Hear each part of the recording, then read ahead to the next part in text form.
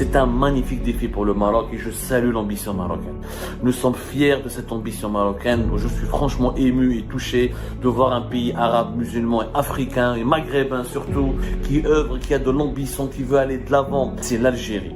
Revoit sa position à l'égard du Maroc. Et c'est l'Algérie se réconcilie enfin, elle et le Maroc, mettre de côté leurs différends. Et c'est l'Algérie intègre le club du Portugal et de l'Espagne et du Maroc pour organiser la Coupe du Monde en 2030. Je vous assure qu'on pourra la gagner et que ce sera l'une des plus belles Coupes du Monde de l'histoire du monde. Je suis sûr. On peut largement construire le pays, l'améliorer du moins pour se préparer à accueillir une partie de la Coupe du Monde 2030 avec l'Espagne, le Maroc et le Portugal. L'Algérie, c'est un grand pays de football, la population algérienne elle est hospitalière, généreuse, c'est un pays de ferveur populaire.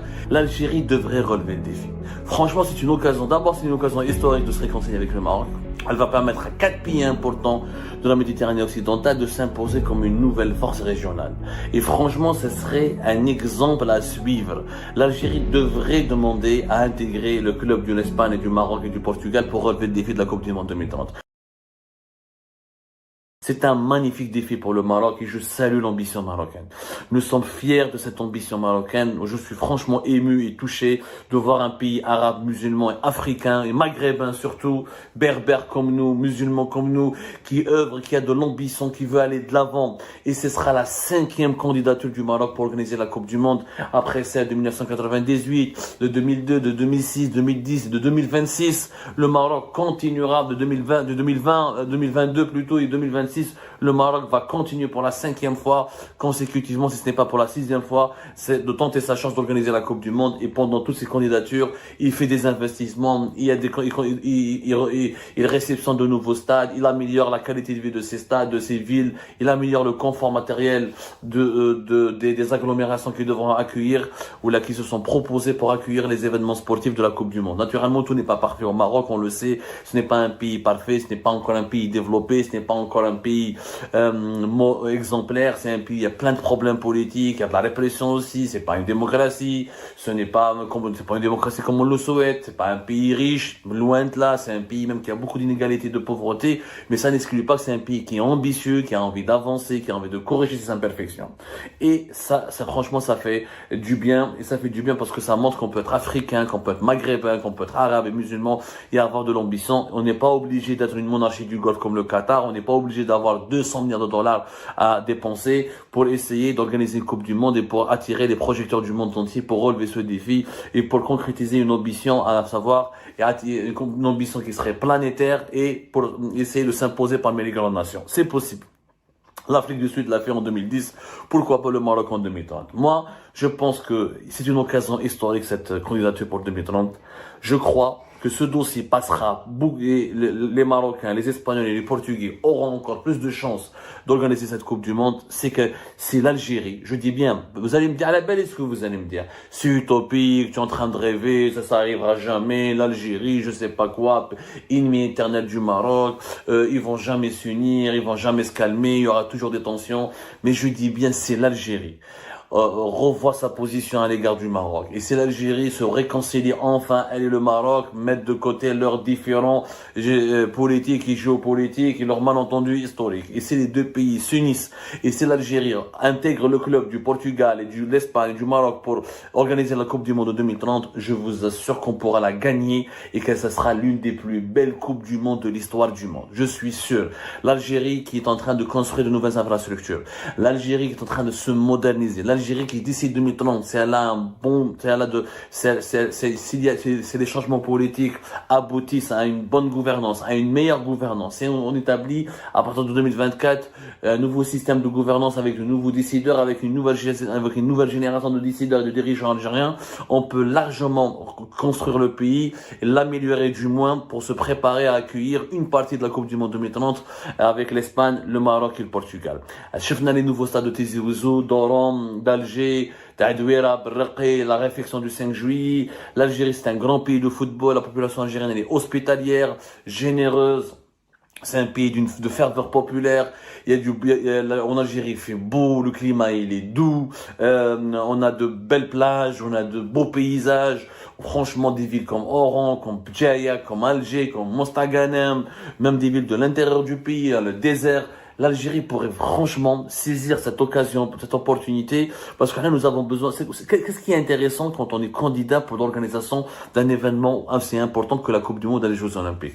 C'est que ça te booste, ça te donne des motivations pour développer ton pays, pour améliorer ton niveau de développement, ça te donne l'occasion et la motivation pour financer de nouvelles infrastructures, pour te mettre aux normes, aux normes les plus modernes et les plus sophistiquées, les agglomérations urbaines, pour se doter d'une nouvelle organisation territoriale, pour avoir de nouveaux aéroports, de nouvelles gares routières, de nouveaux trains. Ça permet au pays de se développer. Tous les pays qui ont organisé les Jeux Olympiques, les Coupes du Monde, ont eu un retour sur investissement.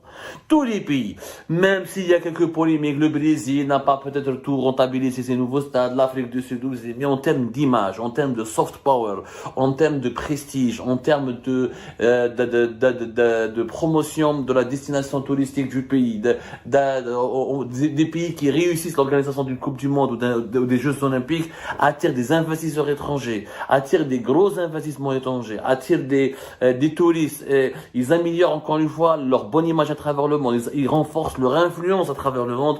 Et on a bien vu comment le Qatar a rentabilisé de manière brillante, en dépit des critiques et des controverses et des polémiques successives sur les conditions de travail des travailleurs migrants, comme on a tiré bénéfice de cette Coupe du Monde 2022. L'Algérie devrait relever le défi. Franchement, c'est une occasion. D'abord, c'est une occasion historique de se réconcilier avec le Maroc.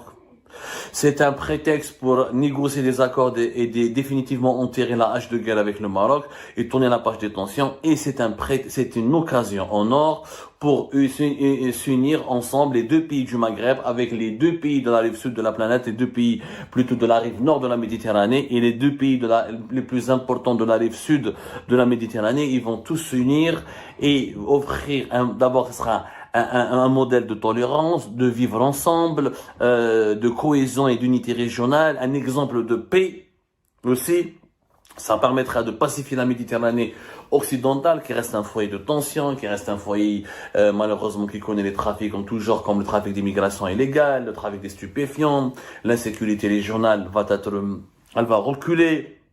Elle va permettre à 4 pays importants de la Méditerranée occidentale de s'imposer comme une nouvelle force régionale. Et franchement, ce serait un exemple à suivre. L'Algérie devrait demander à intégrer le club de l'Espagne et du Maroc et du Portugal pour relever le défi de la Coupe du Monde 2030. Nous avons les atouts. On a encore de méga retards, mais on a les atouts nécessaires. On a les villes, on a la population, on a les paysages, on a les nouvelles infrastructures. On peut au moins proposer 4 beaux stades pour organiser, avec le Maroc, 4 en Algérie, 5 ou 4 au Maroc, 4 en Espagne et 4 au Portugal, et ça fera franchement une vingtaine de beaux stades. On a au moins 4 beaux stades, celui d'Oran, celui de Tizi Ouzou, celui de à Alger par exemple, et on pourra faire une magnifique Coupe du Monde. On pourra en tout cas participer, parce que tout seul, le Maroc a compris que tout seul ne pourra pas organiser une Coupe du Monde. C'est beaucoup d'argent, il faut avoir un niveau de développement très élevé. Le Maroc, même d'ici 2035, un niveau de développement appréciable comme celui du Qatar, ou de l'Allemagne, ou là du Japon, ou là de la Corée du Sud, ou là du Brésil, pour organiser une Coupe du Monde. Donc c'est pour ça que cette idée de rejoindre l'Espagne et le Portugal, ça reste des pays développés, mais moyennement développés, c'est pas des puissances de foot, c'est pas non plus l'Allemagne, ou là la Corée du Sud, ou là le Japon, ou là les États-Unis, ou là le Canada. Donc ils vont tous profiter de leurs atouts respectifs pour corriger leurs faiblesses et leurs imperfections respectives, et pourront tous donc combler leurs faiblesses pour proposer le meilleur, une belle alternative pour organiser la Coupe du Monde. L'Algérie toute seule ne pourra jamais organiser une coupe du monde. Impossible. Ni la puissance industrielle, ni la puissance économique, ni la puissance financière, ni les villes modernes et bien équipées et propres qui pourront accueillir des millions de visiteurs. Donc, se joindre à l'Espagne et au Maroc et au Portugal,